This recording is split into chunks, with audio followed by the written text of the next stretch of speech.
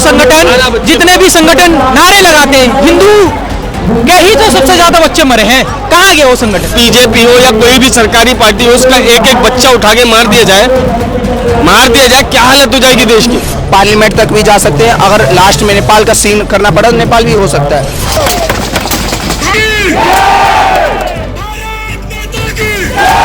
तुम democratic country के leader हो, तुम्हें रिजाइन करना पड़ेगा क्योंकि तुम अकाउंटेबल बनो उसके। ये कहते हैं स्वरोजगार उत्पन्न करो, 10 लाख रुपए कहाँ से आएगा? माँ बाप कहाँ से ले आके देगा? एक बच्चों के माँ बाप से पूछो, 18 को छोड़ो, एक बच्चे के माँ बाप से जाके पूछो क्या बीत रही है। ठाकुर जनता पार्टी का दिल्ली में आज दूसरा दिन का यहाँ पे धरना प्रदर्शन हो रहा है। देख पा रहे आज भी है, तमाम बड़ी संख्या में जो है यहाँ पे प्रोटेस्टर्स यहाँ पे मौजूद हैं और एक ही मांग कर रहे हैं धर्मेंद्र प्रधान का इस्तीफा। सामने देख पा रहे स्टेज पे अभिजीत दिव्य भी मौजूद हैं जो पूरे इस प्रोटेस्ट को लीड कर रहे हैं और एक ही मांग कर रहे हैं धर्मेंद्र प्रधान अपना इस्तीफा दे दो। इनका कहना है जब तक धर्मेंद्र प्रधान इस्तीफा नहीं देंगे तब तक जो है प्रोटेस्ट चलता रहेगा।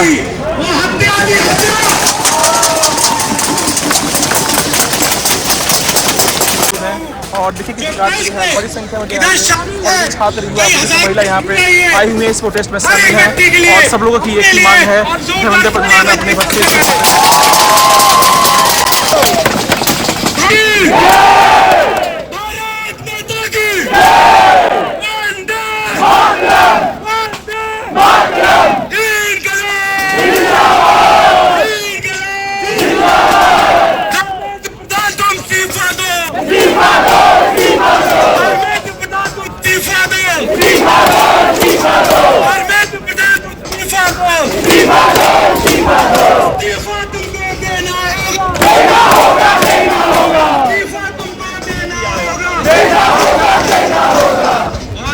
तो ये यहाँ मौजूद आप लोगों से बात करते हैं और जाने का प्रयास करते हैं कि प्रोटेस्ट कब तक चलेगा और सरकार अभी तक रिस्पांस क्यों नहीं दिया और क्यों नहीं दे रही है। क्या कहेंगे, देश भर में प्रोटेस्ट चल रहा है, चाहे कांग्रेस जनता पार्टी या फिर कांग्रेस भी देश भर में करिए, फिर भी सरकार की तरफ से कोई भी जवाब नहीं आया है। क्या कहेंगे इस बारे में? देखो अब इसमें पॉइंट ये या तो सरकार डेमोक्रेसी भूल गई है, क्योंकि अगर आप जानते हैं डेमोक्रेसी में क्रिटिसिज्म होता है जब कोई चीज़ें सही से ढंग से कोई नहीं करवा पाता, उसकी अकाउंटेबिलिटी होती है, उसे रिजाइन करना होता है। वैसा कि हमेशा होता है, रेवेन्यू विभाग में भी कई बार हुआ है। बट ये सरकार ऐसा है कि इसको फर्क नहीं पड़ता, युवा देश पे युवा रोड पे आ गया है, एक टाइम पे किसान भी रोड पे थे, इसको कोई फर्क ही नहीं पड़ता। ये ऐसा होगा कि तुम कुछ भी कर लो हम नहीं हटेंगे, हमारे बात तो ये कुर्सी है। क्या हो जाए लोग तमाशाई चल रहा है क्या देश में? कुछ ऐसा ही समझ लो कि अगर आप डेमोक्रेसी को नहीं फॉलो कर रहे हो, आप क्रिटिसिज्म को नहीं फॉलो कर रहे हो, जो आपके खिलाफ बोलता है छोटे छोटे बच्चों को आप पाकिस्तानी बना देते हो, जो आपके खिलाफ बोलता है आप उसे हिंदू मुस्लिम में लड़ा देते हो, तो ये डेमोक्रेसी हुई एक टाइम का जो अंग्रेजों ने पॉलिसी की थी साम दाम दंड भेद, तो कुछ वैसा ही चल रहा है कि अब हमें भेद किया जा रहा है, हमें भेद डाला रहा है, तुम हिंदू हो तुम मुस्लिम हो, हिंदू कर जाएंगे आपस में, मुस्लिम कर जाएंगे आपस में। तो वैसे ही कुछ सिनेरियो बनाया जा रहा है कि हम बस रूल करते रहें। उनको ऐसा फील आ रहा है कि हमारे बाप दादा की कुर्सी हम कभी नहीं छोड़ेंगे। भाई तुम डेमोक्रेटिक कंट्री के लीडर हो, तुम्हें रिजाइन करना पड़ेगा क्योंकि तुम अकाउंटेबल बनो उसके। अगर गलती हुई है तो आप उसको एक्सेप्ट करो ना यार। ये क्या रीजन है कि हम दोबारा रिनीट करवा रहे, एहसान कर रहे हो हम पे? इसका जिम्मेदार कौन है? उन्हीं छात्रों ने सुसाइड कर लिया है, कौन जिम्मेदार है? ऑब्वियस सी बात है, जब जिम्मेदारी कोई लेना चाहे तो कोई अकाउंटेबिलिटी ही नहीं है। शिक्षा मंत्री ने मुंह तक नहीं खोला, क्यों नहीं खोला भाई? 14 बच्चों ने सुसाइड किया है, जानते हैं, इतनी छोटी सी बात है। उन पेरेंट्स का क्या होगा? उनके बारे में कोई नहीं सोच रहा है। जो बच्चे मर गए उनके पेरेंट्स के बारे में क्या कर लेंगे आप? कंपनसेशन देने की बात भी नहीं कर रहे आप। अब पहले ये तो समझिए कि सब दबाव आपकी वजह से हुआ है। आपने अभी तक नहीं पकड़ा कि लीकेज हुआ कहाँ से था, आपको यही नहीं पता कि लीक कहाँ से हुआ था। आप दोबारा पेपर करवाने आ गए, करवाइए, फिर वहीं से लीक हो जाएगा, क्योंकि आपके अकॉर्डिंग तो एविडेंस चल गए, एविडेंस चल गए तो बात ही खत्म। सरकार ये कह रही है कि जो लोग इससे इन्वॉल्व थे उनके ऊपर कार्रवाई कर रही है। भाई कार्रवाई की गई है तो सबूत कहाँ है? कौन पकड़े गए, कौन एक्यूज था, किसने बेचा, किसने खरीदा, कुछ तो बताओ। ट्रांसपेरेंसी कहाँ है भाई? हमें तो कुछ नहीं पता किसको अरेस्ट कर लिया सरकार ने, किसी को नहीं अरेस्ट किया। बस हाँ हम कर रहे हैं, ये मैं पोस्टर भी उसी के ऊपर है मेरा। बहुत सुन लिए, अब काम करो। बस जुमलेबाजी, सिर्फ और सिर्फ जुमलेबाजी। जो उन्होंने स्टार्टिंग में कहा था, उनका नारा था कि पढ़ेगा इंडिया तभी तो बढ़ेगा इंडिया। ये पढ़ रहा है इंडिया। ये रोड पे 3 दिन से खड़े हुए हैं, 2 दिन से यहाँ खड़े हुए, पूरे वर्ल्ड में प्रोटेस्ट हो रहा है, पूरे इंडिया में प्रोटेस्ट हो रहा है। उससे उनको फर्क नहीं पड़ा, क्यों नहीं पड़ा? या तो तुम भूल गए हो कि इंडिया डेमोक्रेटिक कंट्री है, या तो तुम तानाशाही पे उतर आए हो कि हम नहीं हटेंगे, तुम कुछ भी कर लो। वो ये लोगों को शर्म नहीं आने, ना पुलिस वाले को ना आर्मी वाले को, इनके भी बच्चे पढ़ते हैं। वो ये लोगों को शर्म नहीं आने, ना पुलिस वाले को ना आर्मी वाले को, इनके भी बच्चे पढ़ते हैं। मगर इसके खिलाफ कोई एक्शन नहीं, कोई कानून नहीं। एमएलए का लड़का कोई गलती करता है उसको तुरंत बेल मिल जाती है, एक नॉर्मल मिडिल क्लास गलती करता है उसको तुरंत जेल मिल जाती है। ये कानून अंधा हो गया, भ्रष्टाचार हो गया। मैं एक चीज़ कहना चाहूँगा, जैसे अभी 2 दिन हो गए 48, आज इस्तीफा नहीं दिया तो पार्लियामेंट तक भी जा सकते हैं। यहाँ युवा चुप नहीं बैठेंगे। मोदी जी ये नहीं चाहते हैं कि देश का युवा पढ़ लेगा तो संविधान लॉ के बारे में पूछेगा, अपना हक मांगेगा। पीएम मोदी परीक्षा पे चर्चा करते हैं लेकिन नीट पे चर्चा नहीं कर रहे हैं। एक भी टिप्पणी उनको अभी तक मोदी जी को घूमने से फुर्सत है?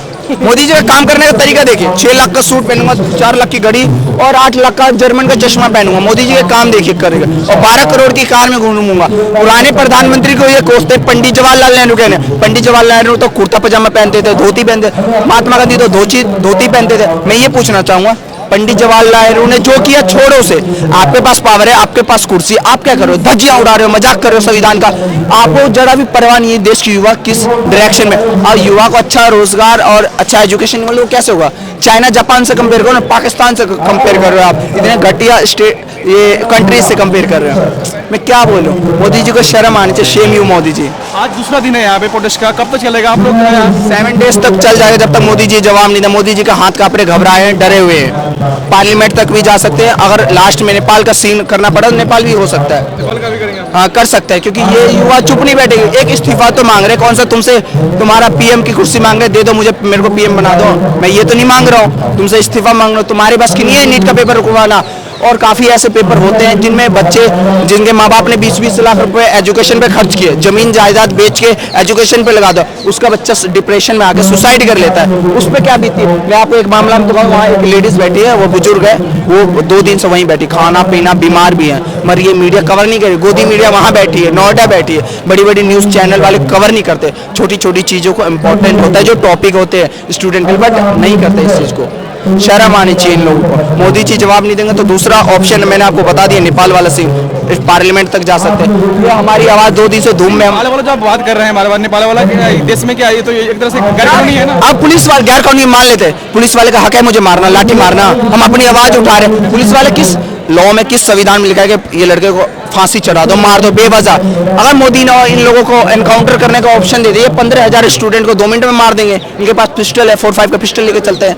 और एक फोटो साहब ने ऐसे सरदार जी हैं। मैं क्या बताऊं, इन लोगों को एनकाउंटर का ऑप्शन है, ये तुरंत मारने के लिए आ जाएंगे, लाठी चार्ज करते हैं। इन लोगों को शर्म आनी चाहिए। देश के जैसे लोकतंत्र का मजाक बना रखा है, धज्जियां उड़ा रखी हैं, एक तरह से संविधान के साथ मजाक किए जा रहे हैं। वोट कैसे करेगा गरीब बच्चा जो नीट का पेपर से तैयारी कर रहा है? यहाँ से अंडमान निकोबार भेजोगे? कुछ एग्जाम्पल है, अंडमान निकोबार दिल्ली से बहुत दूर है, निचले में, ठीक है, चलो इसने बाहर से मुंह से बोल दिया, लेकिन जो स्टूडेंट यहाँ पे आया है कहीं ना कहीं से उसको लग रहा है कि गलत हो रहा है उसका। तमिलनाडु रेणु रितिका, ठीक है, रेणु रितिका, अनुकृता, ये सब नाम है जो मरे हुए छात्र हैं। ऋतिक है ना, आप बताओ उसके माँ बाप पे क्या बीतरी होगी?